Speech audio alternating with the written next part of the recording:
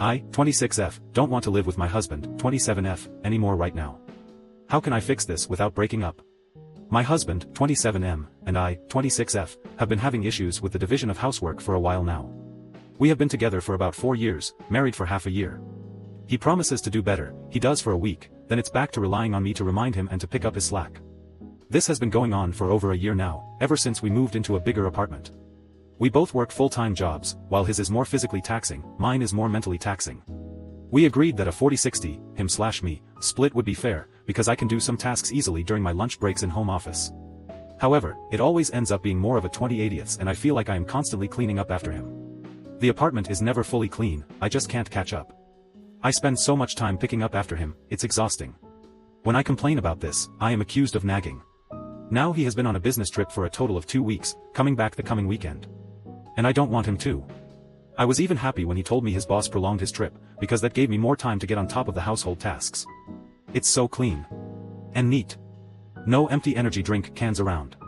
No smelly dishes that stand around for days unless I put them away. There is actually an end to housework, not the usual, there is more but I am exhausted. It smells fresh. I feel calm. It's so quiet. I actually have had the energy to try out new recipes and go for walks and stuff. I feel great. Don't get me wrong, I love him, but recently that feeling has been buried by my exhaustion over the whole cleaning situation. My thoughts on our relationship are that he is a good boyfriend, but a terrible roommate. Which makes him a not so great husband. Definitely doesn't feel like a partner right now, because a partner is supposed to be a support and not an additional burden. I just don't know what to do with this realization. Has anyone been there and has any solution that isn't breaking up or moving out? TLDR, my husband isn't doing his share of the household, I am sick of doing it all for him. He's not here for 2 weeks and I love living alone again. I love him, he is a good boyfriend, but a terrible roommate. Does anyone know how to solve this without moving out or breaking up? Not only do you not miss the mess, you do not miss him. Yup. This is it. My life is slightly easier when my husband is gone. I do what I want. But after a day or two the novelty wears off and I want him back, because I love him and enjoy his company. Don't stay married to someone who doesn't add anything positive to your life. Life is too short. The final straw that made me realize I wanted a divorce was realizing when he was away on a trip with friends that not only did I not miss him when he was gone, when he came back early I was disappointed. It was so nice to not be put down or interrogated or walk on eggshells for a few days, I realized I preferred being alone. With 2 of you in an apartment, housework should never be reaching a point where there is no end to it. It shouldn't be a massive chore. I'm not normally a fan of ultimatums, but I think this is one where you don't have a lot of choice. Sit the husband down and tell him what you've written above, that you are seriously considering moving out and getting your own place if he can't manage to take care of the place you currently share. Again, it shouldn't be difficult, most of this would likely be solved by him just picking stuff up as he goes, it doesn't have to be one giant effort at the end of the day or week. There is absolutely no excuse for leaving empty drinks cans lying around, just take them to the kitchen/recycling/whatever next time you're going that way. Tell him that fixing it for a week isn't going to cut it this time, either he makes a permanent change or you'll start looking for alternative places to live, because up with this you will not put. Op quotes. Again, it shouldn't be difficult, most of this would likely be solved by him just picking stuff up as he goes, Seriously, it can certainly feel impossible to keep a house fully clean and organized all the time, but it shouldn't feel a monumental task to keep the place from smelling. My wife and I struggle with finding the time to keep the house truly neat and tidy, but we can always make sure the dishes get cleaned, the trash gets put in the trash, and the trash gets taken out. Empty food and drink cans, or dishes, never get put off for another day. Yeah, it's not hard even for a house. The key is almost always how effective people are. E.g., do people manage to put things in the dishwasher whilst they're cooking as they finish using them? Do cups move from the lounge to the kitchen, but not away at that moment so it creates another job to tidy up later? I've mentioned this before when other people had similar issues, download the Sweepy app. It's worked really well for my partner and I, like you, I cannot exist peacefully if the house is messy. You enter in all the chores that your home needs, and assign effort points per chore. Then you set how many effort points each person should be assigned per day, and then the app auto-assigns and tracks everything. All your husband needs to do is the chores that the app assigns him every day. If he doesn't, then you can tangibly show how much burden is on you and you can choose what your next step is in this marriage. Good luck. Op replies. Thanks, that's a really good idea, I didn't know about that app. We have tried something like that on paper but it was too much work to maintain. Thank you. Wife, F31, got brutally honest with me, M30, about oral last night. Do I give up something I enjoy because she isn't interested anymore after 10 years? Wife and I planned on exploring some new positions last night after getting the kids to bed. We were laying down looking through a Google image search of positions. Had a good laugh at some, and admitted we'd probably get stuck or hurt ourselves trying some of the others. We agreed that we'd just go with the flow and see if we could find something we enjoyed after we got into it. I suggested some foreplay and told her I wanted her to go down on me. She immediately said no, and that she just wanted to have intimacy. I asked why, since this is a common occurrence with her refusing to do oral on me. She flat out said, "I just really don't enjoy it at all, and when I do it feels like such a chore." This really hurt me and put me out of the mood almost immediately. It was quiet for a few minutes and then she asked me what I was thinking. I told her it made me feel like sure about myself and that it made me feel insecure. I also mentioned to her that now all I could think about were the times in the past when she did do it and the entire time she wasn't enjoying it. And I also stated that now I feel like I could never ask for that again. She tried to reconcile, she apologized for it being such a harsh response, and got on top of me to try and get me back into the mood. I declined and she got upset. Quiet for a few more minutes, then we got up and put our pants on and went to bed. She's at work today and we haven't texted back and forth much, and it hasn't been brought back up. I'm not really sure where to go from here. Part of me feels selfish about it all and another part of me hurts that I need to be okay with letting go of one of the things I really enjoy in the bedroom. For a little backstory, we've been together for almost 10 years, and married for 4. There's been quite a bit of oral between us up to this point. Definitely more from my end for her, because it's something I really like doing. We've always had a pretty decent intimate life, I feel like I do a good job taking care of myself and I have great hygiene. This kind of came out of nowhere last night. This obviously warrants a follow-up discussion at some point, right? I'm having a hard time validating my feelings about it today. Should I just give up one of my desires because my partner isn't interested anymore after 10 years together? This was my first post here. You say that her refusing to do oral on you is a common occurrence, so I'm a bit confused why you're so shocked to find out that she doesn't enjoy doing it. Exactly. And why would you ask for it regularly if she doesn't enjoy it? I'd put the ball in her court, babe, I love it when you give me oral, you're so great at it. But since you said you don't enjoy it, I'm not going to ask anymore because I don't want to put any pressure on you. But if you ever feel in the mood to give it a go, just know that I'm up for it, okay? Right? Then he guilt trips her into apologizing for answering the question he asked. This post is just sad, lol, he's asking if he should give up something he enjoys without any regard for the fact his wife that has been doing something for 10 years that she doesn't like. Dude, she said what a lot of women think. It doesn't mean you can't do it anymore. Being in a relationship and intimacy are both things that include compromise and sacrifice for the sake of mutual enjoyment. I don't enjoy receiving oral that much from my partner, but I let him do it because he likes it. He likes it more when I am waxed, but I don't always have the money for it, so sometimes he does it even when he would maybe prefer not to. It's just how it works. I wouldn't go thinking that this means you can't have oral anymore or enjoy each other intimately. I only have one friend that likes to receive backdoor, but all of us have done it because it's something someone we cared about wanted to explore. Would you like something ramming against the back of your throat that pins your jaw open where you can't move your teeth for like 30 minutes before a salty weird textured fluid comes out into your mouth? Probably not. The act/mechanics of the act itself is not really easy or enjoyable on its own. It's kind of something where your enjoyment from it comes mostly from the pleasing of your partner, but some rare people do enjoy it and like the feeling of the gagging and stuff. It's just not unusual for her to not enjoy being gagged and having a sore jaw. Yup, this. I couldn't have said it better. Asterisk woman here, giving oral gives me about the same pleasure as loading the dishwasher, but hey, it doesn't ruin my day or anything. I want clean dishes, I need to wash them. I want to make my partner feel good, I know where their nerves ending are. My 23F, sister, 30F, is upset I babysit my friends, 23M and 22F, baby over her nightmare kid. How can I get my family to understand that her kid is a nightmare? Throw away so my family doesn't connect this to my main. I'm a 23-year-old child-free woman, if this is needed for the story, and my sister is 30 with a 4-year-old son. She's a single mom, ex-husband is not in the picture and has no contact with her or the kid. I'm gonna get straight to the point, that kid is a nightmare to be around. It's not his fault, it's my sister's fault. He very clearly has behavioral and mental health disorders, even at his young age. However, my sister was and is very ableist and refuses to accept that her son has problems. The kid screams bloody murder whenever something doesn't slightly go his way, screams and cries when he's overwhelmed, has meltdowns to certain sounds and textures. Like I said, I don't blame the kid for these issues, but my sister refusing to get him treatment or help makes the kid a nightmare to be around. So, as a result, I don't babysit the kid when my sister asks, more like demands, I do so. This causes a lot of fights between us and our family. I have a friend, 23M, who's married to a wonderful lady age 22 and they have a baby boy together who just turned 1. Yes, they got married and had him young, but it's not my place to judge them. This past weekend they asked me to babysit for them, and I agreed for a few reasons. Their kid is calm, well-behaved, and a general good kid/toddler/baby to be around. I love babysitting him. Also, they asked me nicely and understood that I might say no because I'm child-free. They were polite about their request. A thing about me is that if you ask me to do something politely, even if it's something I wouldn't usually agree to, I'd probably do it because you were nice and polite. So for these reasons, I happily agreed to babysit the boy. My sister also asked me to babysit her son that day so she could have a day to herself, and I refused and told her I was already babysitting for my friends. She was pissed, to say the least.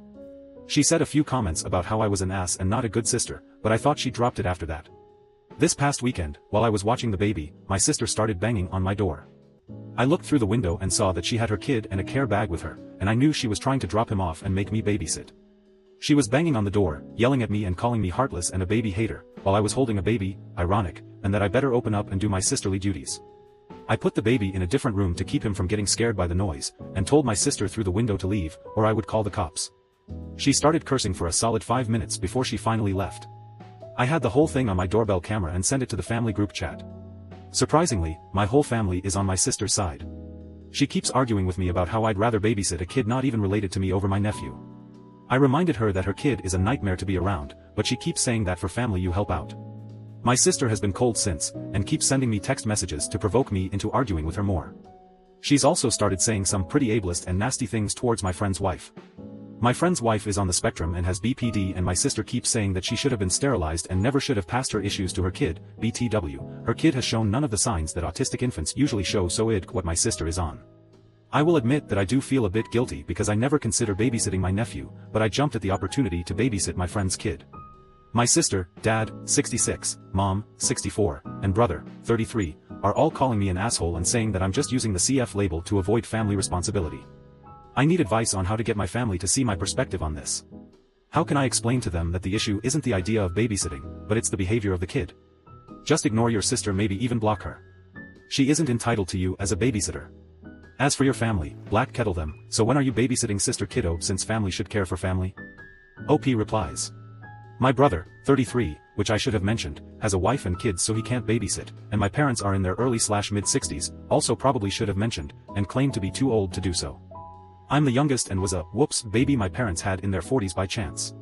Because of my young age and the fact I'm not married and don't have kids, they keep saying I'm the perfect person to babysit because I have nothing to do, not even taking into consideration that I have a job and friends of my own. Having a family isn't an excuse to not babysit. In fact, it's easier to babysit a kid when they have other kids to play with. At that point you're a referee, not the entertainment. I do sympathize with your parents, but again it's wrong of them to not be willing to babysit while being mad that you don't want to babysit. They are all hypocritical black kettles. So let them be upset. Shrug your shoulders and if needs be tell them, all of you are fully capable of babysitting too, you just don't want to, and we don't need to continue this conversation just because you think your excuse is better than my reason for not babysitting nephew who needs professional help. So when you can stop calling the kettle black, we can continue this discussion. Talk to you later. And just leave the conversation. Mute them, block them for a week. Whatever. Stop justifying, arguing, defending, and explaining your no. Do not give excuses like, I'm already babysitting another child. Nobody is owed your time or labor. Simply say, no, I can't do that, and if they won't accept it, hang up on them. Your sister's neglect of her child's needs is shameful. One day soon, she will have much bigger problems than not being able to find a sitter for him. If she plans to send her child to public school, her neglect will become extremely obvious when he is unable to manage himself and she tells mandated reporters she refuses to get him the help he needs. OP replies.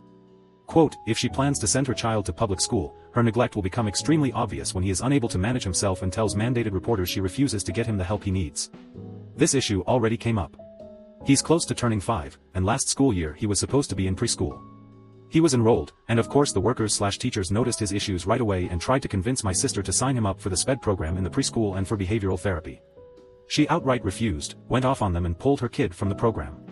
He's going to start kindergarten in the fall, and my sister said if they insult her son she'll pull him out and homeschool him. I feel bad for my nephew, because it's not his fault he was born with these issues that cause him to act out when he gets overwhelmed. I sincerely hope my sister wakes up and gets him help, or that once he grows up he'll get help himself. He needs help now. Your sister is sticking her head in the sand. Her boy is going to grow taller, heavier, stronger, and probably more frustrated and angry and isolated. His acting out will become more likely to cause serious problems for himself, for her, and for anyone else in his vicinity. Maybe when he's too much for everyone else in your family, and she really has no help at all, she will take steps to get her son the guidance he needs. OP replies. My parents used to try and tell her this when he was smaller toddler and showing these behaviors. They were more tame them and have escalated as he got older. She blew up, said that if they kept insulting her kid she wouldn't let them see him again. Obviously, I can't imagine the position that put my parents in.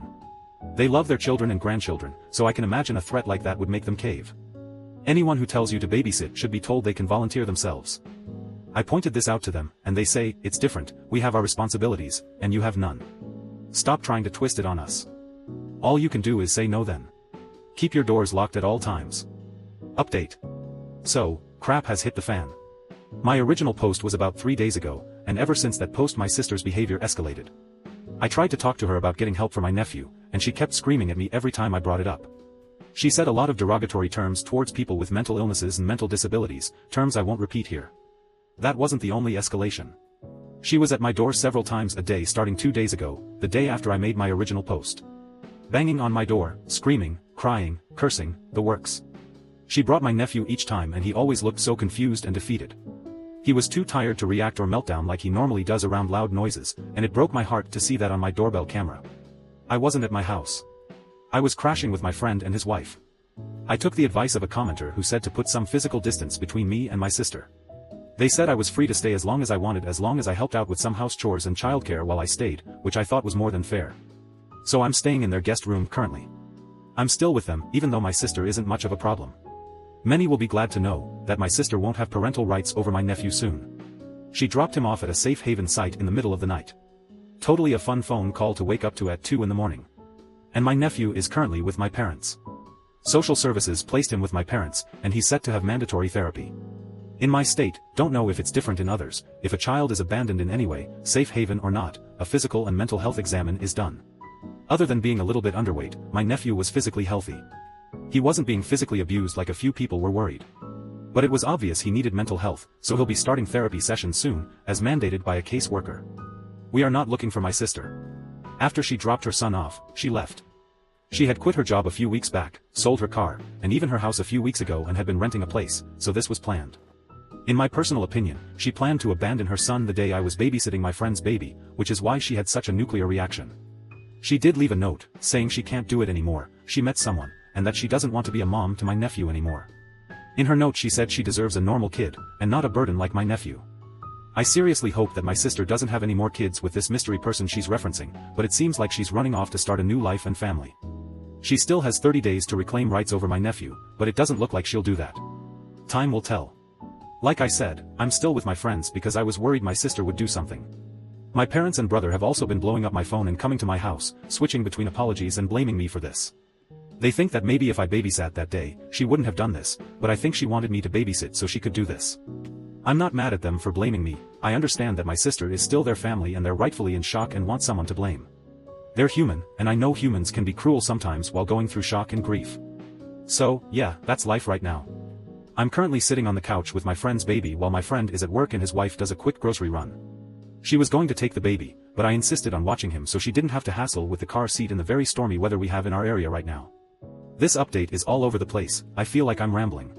There's still a lot of unknown stuff regarding my sister and nephew, but for now this is the update. I don't know if I'll post more regarding this situation. My friend's wife is telling me I should relax and just not think about anything relating to this until I'm more level-headed, but I don't think that's possible. Understand exactly why your brother and parents tried to shame you into babysitting. As long as you manage your sister and help her with her kid, she's out of their hair. You're the human shield, OP. Families go to great lengths to not deal with the giant squid in the kitchen. No. Don't upset her. She'll use the blanching jet maneuver. At least your nephew will get the help he needs now. I think he will be happier and better away from his mother. I was thinking this too. Now he has a real chance. Yep. This is a blessing in disguise for this child. His mother abandoning him actually gives him a better chance for a more normal life. That was so incredibly sad for me to write. Sad face. OP. Be aware the next problem is coming. Your parents and brother will attempt to pressure you into accepting custody of your nephew. Be prepared.